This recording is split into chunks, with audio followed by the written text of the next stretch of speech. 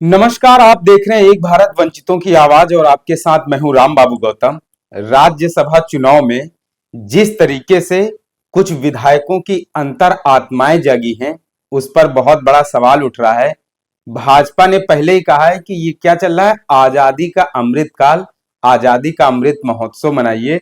और इसी आजादी के अमृत काल में कुछ लोगों की आत्माएं जग गई हैं। अब आत्माएं कैसे जगी हैं? कुछ लेके जगी हैं या फिर कुछ झांसा दिया गया है कि आपको ये बना दिया जाएगा, वो बना दिया जाएगा। कैसे आत्माएं जगी हैं और इसको लेकर के बहुत सारे सवाल उठ रहे हैं। पहले तो आप ये जान लीजिए आत्माएं जगी किसकी किसकी हैं।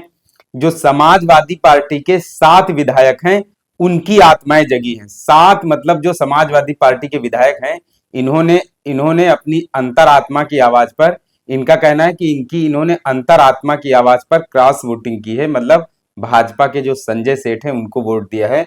तो क्रॉस वोटिंग करने वाले समाजवादी पार्टी के 7 विधायक हैं और इनकी जो है वो अंतरात्मा एकदम से जाग गई, क्योंकि भाजपा आजादी का अमृत महोत्सव चला रही है, अमृत काल चल रहा है। तो इस अमृत काल में 7 लोगों की अंतरात्मा जगी है। उसमें समाजवादी पार्टी से बगावत करने वाले जो मुख्य सचेतक हैं, पंडित जी मनोज पांडे, राकेश पांडे, विनोद चतुर्वेदी, राकेश प्रताप सिंह, अभय सिंह, पूजा पाल, मुकेश वर्मा। तो 7 लोग इसमें से टोटल हैं। और सबसे ज्यादा जिनकी आत्माएं जगी हैं उसमें से पंडित जी लोग, ठाकुर साहब लोग हैं। इनकी अंतरात्मा एकदम उमड़ के जागी है, बहुत एकदम उमड़ पड़ी अंतरात्मा। और अंतरात्मा ने कहा है कि अब जो है वो अभी तक सो रहे थे समाजवादी पार्टी में, एकदम से राज्यसभा का चुनाव है, भाजपा ने बिल्डर संजय सेठ को प्रत्याशी बनाया। तो जो आत्माएं हैं वो आत्माएं एकदम से जाग गई, अंतरात्मा झकझोरने लगी, नहीं अब भाजपा को वोट देना है, जिताना है। सुनने में आ रहा है संजय सेठ बिल्डर हैं। कुछ लोग ये कह रहे हैं कि फ्लैट के ऑप्शन दिए गए हैं, फ्लैट वगैरह का ऑफर दिया गया। हालांकि राजा भैया ने कहा उनको कुछ नहीं मिला है।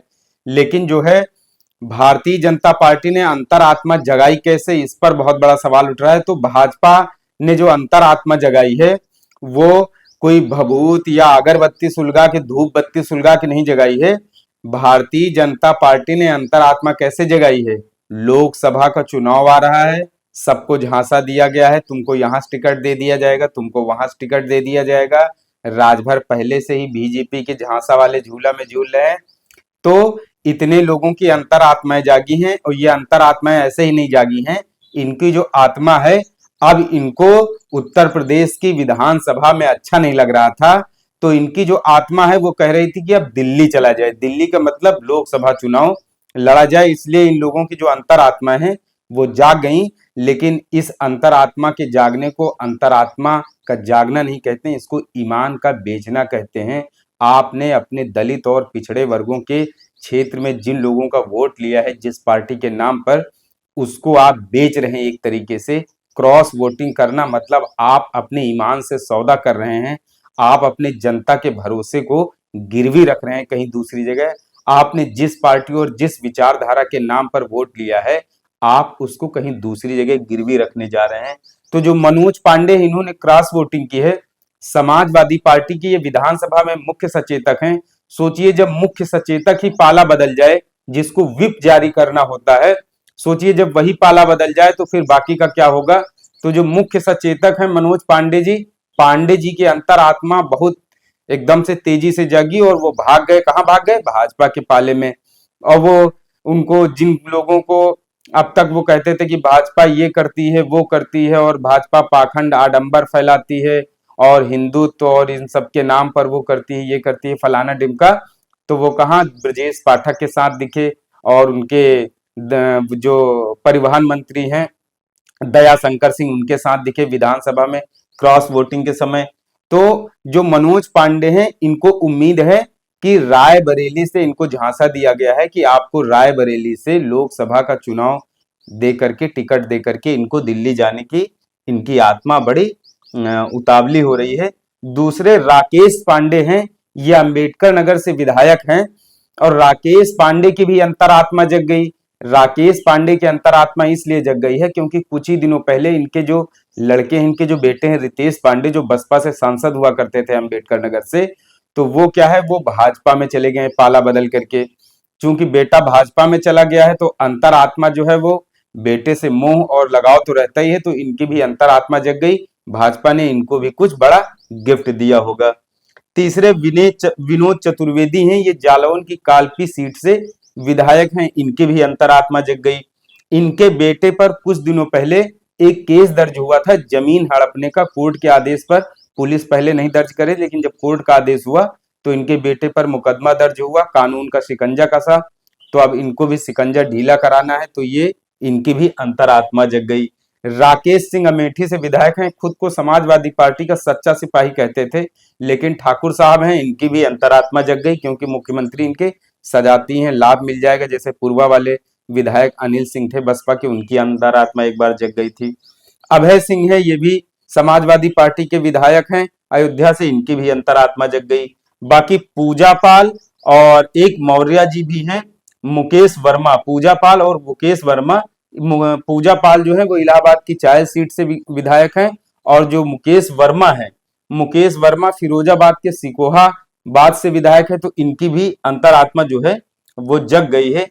लेकिन सबसे बड़ा सवाल यही है कि ये जो अंतरात्माएं जगी हैं, ये लोकसभा चुनाव के पहले अचानक क्यों जग गई हैं? लोकसभा चुनाव में महज 1.5 महीने का वक्त बचा है, और संजय सेठ जो जाने माने बिल्डर हैं, उनको भाजपा ने 8वां प्रत्याशी बनाया था। तो ये अंतरात्माएं जो हैं वो अचानक से एकाएक क्यों जग गई हैं? और ये जो समाजवादी पार्टी के अंदर भगदड़ और बगावत फैली है, इसको लेकर के अब अखिलेश यादव को भी काफी चौकन्ना रहना पड़ेगा, क्योंकि अब अखिलेश यादव ने को समझ आ गया है, उनको लग रहा है कि वो पीडीए की बात तो कर रहे थे, और पीडीए के साथ जो लोग फर्जी तरीके से जुड़े थे, जो अखिलेश यादव को कह रहे थे नहीं पीडीए इस बार सक्सेस होगा, सफल होगा, दरअसल वो पीडीए के शुभचिंतक थे ही नहीं। क्योंकि जिन लोगों ने गद्दारी और बगावत की है समाजवादी पार्टी में, उनमें से ज्यादातर लोग पीडीए नहीं है, वो ब्राह्मण और ठाकुर विधायक हैं। ब्राह्मण और ठाकुर विधायकों ने क्या किया है? अखिलेश यादव को धोखा दे दिया है और गच्चा दे दिया है। अब अखिलेश जब ये गच्चा दे दिया है, तो उसके बाद अखिलेश यादव ने एक ट्वीट किया है। अखिलेश यादव ने कहा है कि हमारी राज्यसभा की तीसरी सीट दरअसल सच्चे साथियों की पहचान करने की परीक्षा थी, और ये जानने की कि कौन कौन दिल से पीडीए के साथ है और कौन कौन अंतरात्मा से पिछड़े, दलित और अल्पसंख्यकों के खिलाफ है। अब सब कुछ साफ हो गया है, यही तीसरी सीट की जीत है। दरअसल अखिलेश यादव भी एक तरीके से टेस्ट कर रहे थे पीडीए को लेकर के, कि जो विधानसभा में राज्यसभा चुनाव को लेकर के वोटिंग होगी, इसमें कौन कौन पीडीए के साथ खड़ा होता है और कौन कौन किसके साथ, भाजपा के साथ खड़ा होता है। तो एक तरीके से टेस्ट में जो है अखिलेश यादव को पता चल गया है कि उनके पीडीए के साथ कौन लोग हैं और उसके भाजपा के साथ कौन लोग भाग गए हैं। और शिवपाल यादव ने भी एक ट्वीट किया है, उन्होंने कहा है कि अब अंतरात्मा के साथ साथ संपूर्ण आत्मा की जांच क्षेत्र की जनता करेगी, ताकि ऐसी भटकती हुई आत्माएं हमेशा के लिए शांत हो जाएं। तो ये आत्माएं अभी शांत नहीं हुई हैं। भाजपा ने इनसे जो वादा किया है कि इन आत्माओं को यहां लखनऊ से उठा करके दिल्ली ले जाया जाएगा, तो इन आत्माओं को तभी तसल्ली मिलेगी जब लोकसभा का चुनाव जो है वो सीट जो है इनकी पक्की हो जाएगी। अगर इनको कहीं दुविधा लगी, लोकसभा की सीट पक्की नहीं हुई, तो इनकी आत्माएं भटक के फिर से समाजवादी पार्टी में वापस आ सकते हैं। ये लोग शाम दाम दंड भेद ये इन प्रकार इनके पास सब हथकंडे होते हैं।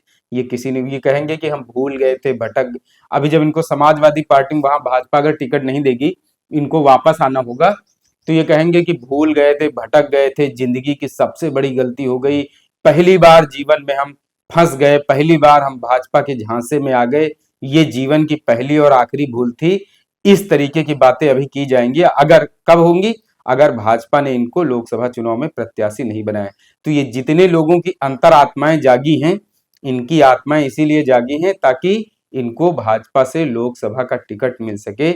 लेकिन ये क्षेत्र की जनता और प्रदेश की जनता अच्छी तरह से समझ रही है कि ये जो राज्यसभा चुनाव में क्रॉस वोटिंग हुई है, जिन जिन ब्राह्मण और ठाकुर विधायकों की अंतरात्माएं जगी हैं, ये अंतर आत्माएं जो हैं वो जब क्षेत्र में जाएंगे तो जनता इनकी जो आत्मा है उससे संवाद करेगी, और जनता इनको जो है वो चुनाव में इस बार जवाब देगी। लेकिन अखिलेश यादव के लिए बहुत बड़ा संदेश है कि अखिलेश यादव को अभी भी संभल जाना चाहिए। अच्छे और बुरे लोगों को उनको पहचान करना सीखना चाहिए कि उनके हितैषी कौन हैं और उनके जो है समाजवादी पार्टी में रहकर गद्दारी कौन करते हैं। तो अखिलेश यादव ने हालांकि अब कहा है कि उनको जो है अब पता चल गया है कि उनके हितैषी कौन हैं, उनके सच्चे दोस्त कौन हैं और सही मायने में पीडीए के लोग कौन हैं। तो मतलब ये है कि अब अखिलेश यादव का पूरा फोकस किस पे होगा? मंडल पे होगा। अब अखिलेश यादव को कमंडल ने गच्चा दे दिया है। अखिलेश यादव को कमंडल से इतना बड़ा गच्चा मिला है कि अब वो पूरा फोकस, अभी तक वो जो थोड़ा बहुत सॉफ्ट कॉर्नर अपना रहे थे, शायद अब वो इसके बाद हार्ड पॉलिटिक्स करें और उनको जो कमंडल से गच्चा मिला है इसके बाद शायद अब वो मंडल को और ज्यादा मजबूत करेंगे। तो ये विश्लेषण आपको कैसा लगा? इसके बारे में आप हमें कमेंट करके अपने सुझाव जरूर दें और आपसे अनुरोध है कि आप एक भारत को ज्यादा से ज्यादा लोगों तक शेयर और सब्सक्राइब भी करते रहें, जिससे कि इस तरह के और भी विश्लेषण आपके सामने लाए जा सकें। धन्यवाद।